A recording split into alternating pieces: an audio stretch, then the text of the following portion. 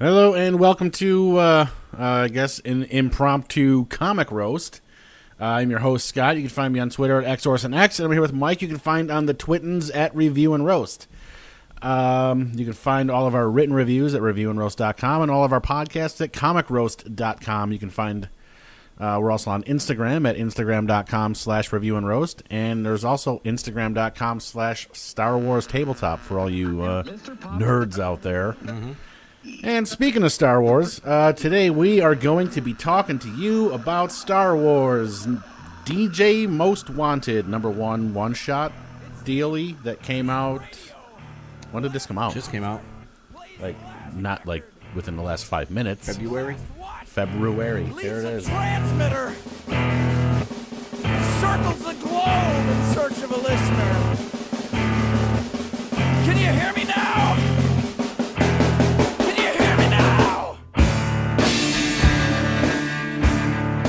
Okay, so this is going to be a little different. We're not going to do all the normal stuff we do because it's the two of us, and we just figured we would do this last minute. So let's last minute this stuff. Well, we're both reading different arcs of Star Wars comics currently, and we were talking about maybe getting into the Darth Vader and Can't wait. the Poe Dameron. Yep. I'm reading the Vader with you. I have the Damerons with me. There's the new Mace Windu that's out now. There's Dr. Aphra, which has been out for a little bit. So there's some stuff going on. I haven't been up on all the Star Wars. There's actually a lot of Star Wars comics going on right now. So we figured we'd grab this one shot and So does that mean give it a now, shot. since we have Star Wars Tabletop Instagram, does that mean we need to start a Star Wars roast podcast? I mean, it wouldn't be for the worst all idea I things ever Star heard. Wars? I'm fine with that. We'll Obviously, I'm fine with that. Well, it's because you're a nerd. Sure, Chris would get down with it too once in a while. He would. He would just talk about how much he doesn't want to see all the movies, and then when he does see them, he'll be like, that was awesome. Yeah. I'm not going to go see that piece of shit. But, dude, it was good. Well, coincidentally, this comic is directly related to the movie The Last Jedi. So, there, I said it. No, it is. So, It is. So movie talk isn't really too shabby. Well, it's not necessarily, super related. It talks about DJ, the codebreaker guy that, who and who? Benicio del Toro. Yeah, but who were the two guys that went to go? It was Finn and what's-her-face? Finn and the other one. Yep. The other one, and oddly enough, a lot of people want her to have a solo movie, which I'm like, all right, you're getting a little crazy with these solo movies. No, that wouldn't be very good at all. Her sister, I believe. No, it wasn't even her sister. Her sister was the bomber pilot. And that I'll double check for her name in a moment. Okay, well, you do that. Mm-hmm. So, if you recall in The Last Jedi, Finn and that girl go to basically the 1%er planet where all the rich people are gambling and doing weird butt stuff and, having eyes wide shut parties. Canto Bight, the casino town. Yes, Canto Bight. And they're there to find the galaxy's greatest codebreaker, who happens to be DJ, who they don't believe at first, but... Well, actually, it's not supposed to be him. It's actually not? Mm-mm. I thought it was. It's supposed to be the other guy at the casino with the starry I only saw the movie flower once. lapel, and it ain't him. All right, so anywho, they come across DJ, and why they decided to do a one-shot comic based on DJ, I don't know. I mean, I'm kind of glad they did, because I'm a fan of Benicio del Toro, so I feel he should be in more stuffs. But I thought it was an interesting character, the guy that doesn't give a shit about... It even says in the book, look, I ain't here to give a shit about good versus evil versus light versus dark. I'm just here to do me, and, you know what I mean? I'm going to take from the guys who are taking too much, and I'm going to just kind of fuck them. You know what I mean? Yeah, and that was the whole... when I grabbed the comic at first, I was actually hopeful that it was an actual thing. If you read the comic, we'll kind of give it away right now. It basically are the events leading up to him meeting Rose, her name was, Oh, nice. and Finn in a jail cell on Canto Bight. So, this comic tells you how he got there, basically. Really? Mm-hmm. I did not pick up on that. Really? Well, the last couple pages, it looked like they were taking him off planet. No, that's Rose and Finn coming to the planet. All right, hold on. You ahead. go ahead and talk. I'm going to fucking I don't look. need to talk. I just dropped a mic. You know what I'm saying? Pick them shits up and ramble. Yeah, so anywho, Basically, the story is How are you supposed to know that? because I saw the movie, and I know stuff. Well, I mean, think about it. Rose and Finn come in a ship very similarly shaped. I don't remember this shape at all. Yeah, remember because it was parked on the beach and it got blowed up when they were riding horses? Did you just say blowed up? Blowed up. So, these are the events leading up to his incarceration or holding, if you will, and meeting Rose and Finn and helping them get out. Did you? That kind of got a little annoying in the book because he's got a stutter or whatever, so they kind of. I don't know. I didn't mind it because it made me think of him talking. They didn't overdo it. I love a Benicio stutter. I can't help it, man. It was awesome. They didn't exactly overdo it, but I was like, At least he didn't stutter in his mind talk. Because that. Yeah, there's a lot of, I guess you could say, self-narration. Yeah. And yeah, he doesn't stutter in there. And then it got me wondering while I was reading this stupid book, do people that have a stutter, do they read think with a stutter? Do they think with a stutter? No. I wouldn't think so. Oddly enough, totally off topic, but this lady I work with, her daughter took like 6 years of Spanish between high school and college, and there's She times only stutters in Spanish? she does. No, when she's thinking about shit in her mind, most of the time she's thinking in Spanish for some weird reason. It's just because she's so fluent in it now, supposedly. But I guess Tom Segura would have words for that. For all you people that think you're fluent, you're not. Yep. So yeah, basically he's playing some alien version of blackjack, and the robot next to him was like, "You don't want to hit because you have a 67% chance of this and 34% chance of this," and he's like, "Yeah, shut up and hit me. Hit me with the goods." I don't play by your. If I wanted to know what the book said, I'd have read it." So he's losing. He's losing a ton, and his reaction is, "Oh well," and the robot's like, "Look, you just lost enough money to fund an entire small planet here, and if your reaction is, oh well, like I can't even fathom how much money you have," and he's left himself with only one chip, and then he takes that one chip and makes a new pile. Yeah, makes a huge pile, and then he explains how he's done it as he's leaving, and in the process, these detectives, so-called the only good guys left on the planet, are questioning him about what was the gangster's name?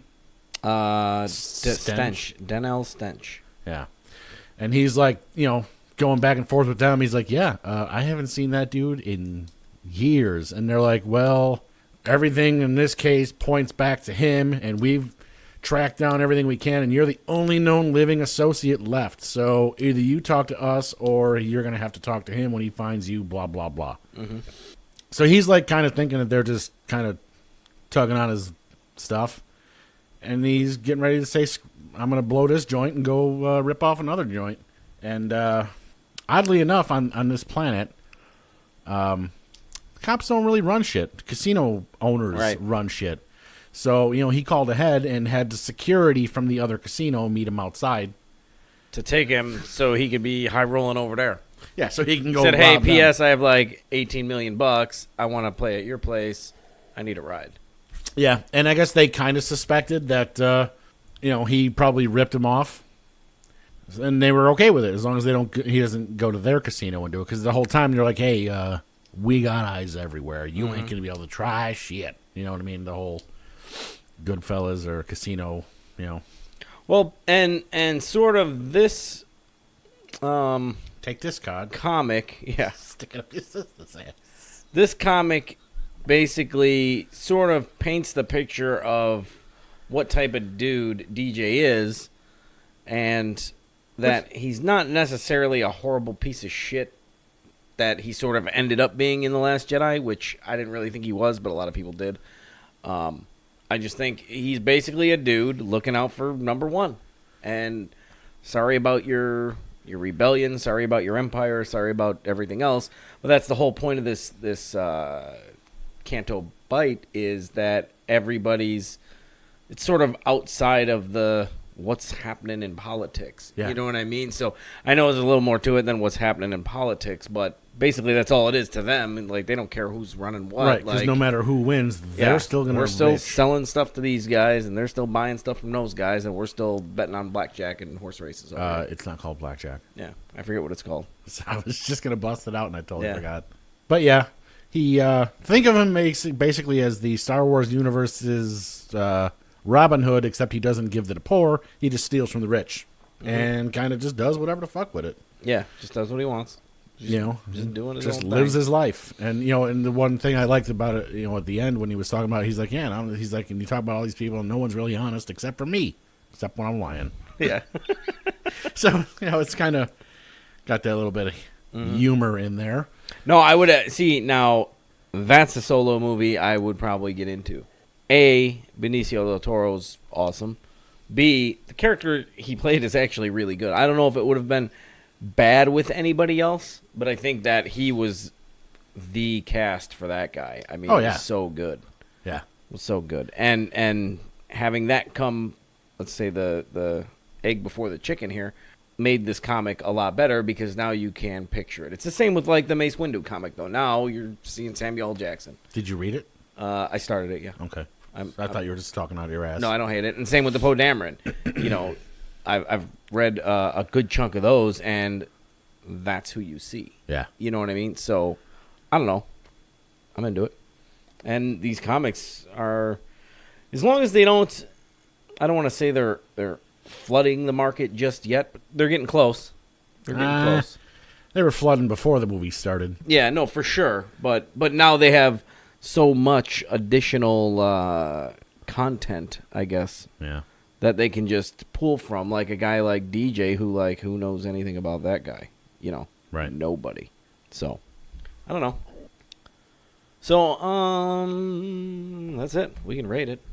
Yeah, I mean, I hate to cut it at like 12 minutes here, but it's not much to it. It's just a one shot. Yeah, there's that's all really we're not doing. much else going on. Like you said, we're gonna be doing the. There's 12 issues in the Darth Vader run. I think I have 10 of them now. So within the next couple of weeks, the next 2 will come out. We'll do that. Yeah, and we'll go through. You know what? There's the Poe Dameron's already into the 20s. Maybe we can. We'll do the first 15 or something like that. Maybe we'll find out once I finish the first definitive arc. Right. Maybe we can do it then, or I'll stack them up and bring them over, and you could check them out. Stacks on stacks, yo. Something like that. All right. Yeah. So this is just a little quick little one shot podcast. So when it comes to Star Wars, DJ Most Wanted. It was good. Like I said, it gives you a little backstory. You know why he's in prison now from when you watched The Last Jedi, and it kind of elaborates a little more on the character of the character. You know what I mean? Mm-hmm. So, I mean, it didn't blow me out of the water. I'd say it's, I'll give it like a 7. Yeah, that's what I was at, 7. Yeah, and I'm not saying it's bad. And 7's good. Yeah, 7's There's great. nothing wrong with that. 5 is average. Yeah, that's you're still talking about almost 3.5 out of 5 stars. Right. So, yeah. I mean, also this is a 10-minute, 20-minute backstory from the movie. and that's all it is. It's a quick intro to the character. So, to be honest, don't be surprised. Maybe they do a Rose and her sister comic or something, like them two guys getting to, maybe they do a couple more one shots like this if this was popular. I don't know if they're gonna get it though without the star power of having Benicio del Toro on the cover, because that's the reason I bought the comic. They should probably just put me on the cover They should definitely not put you on the cover. with a big Comic Rose stamp. Like, Well, boom. with that, then I would allow it. But yeah, I mean, Benicio's helping out the sales on that comic, I think. I could be wrong. Honestly, I think most people don't realize who Benicio del Toro is. Well, Which I'm is a sad fact. pretty decent Star Wars fan, and I specifically got that comic because of his Yeah, face. but you're also old as shit. Also true. And, That's also true. where's the stone, Avi? Yeah. That's all. 99% of the people listen don't know. I'm looking what the for fuck- Frankie fucking Four Fingers. No one knows what All we're right. talking about. So, anywho, all I'm saying is there's room for some more one-shots if they want to do a quick character intros or something like that.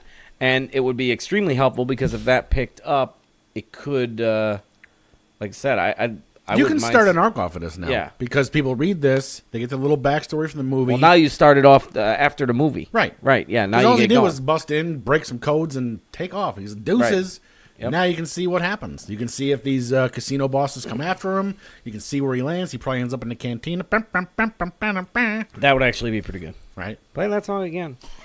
Yeah, so I would be, yeah, definitely would like to see more comic, but I would be into a Benicio movie. Yeah. I'd be hoping he's in the next one or something, but I don't know that he could be. Well, I'm sure he could be, but I'd like to see him in something in the future in the Star Wars universe. So that's where I'm at. I agree. That's all I got. All right, so there you have it. 7s across the board. That was Star Wars DJ Most Wanted. I am your host. You can find me on Twittens at XOrsonX. You can find Mike at Review and Roast. You can read all of our reviews at reviewandroast.com. You can listen to all of our podcasts at comicroast.com.